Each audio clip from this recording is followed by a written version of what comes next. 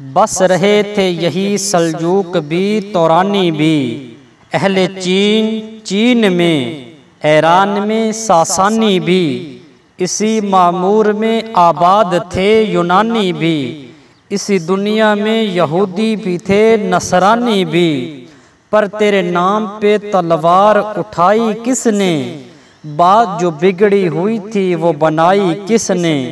तो सामीन मोहतरम, इस शिकवा में कुछ मुश्किल अल्फाज इस्तेमाल हुए हैं, पहले उनके माना समात फरमा लें, बाद में तशरीह होगी।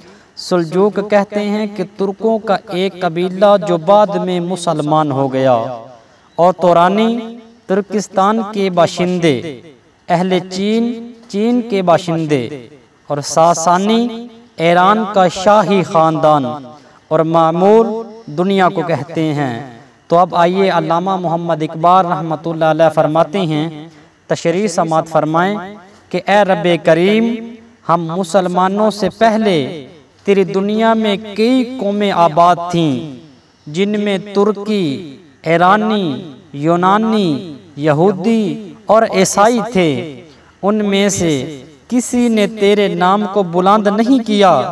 तू ही बता कौन था जिसने तेरी तौहीद के लिए तलवार उठाई, हर जगह जाकर बादशाहों और सरदारों का मुकाबला किया और बिगड़ी हुई बात बनाने का जिम्मा लिया।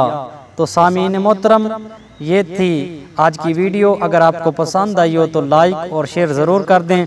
मिलते हैं अगली वीडियो में, तब तक के लिए अल्लाह हाफिज़।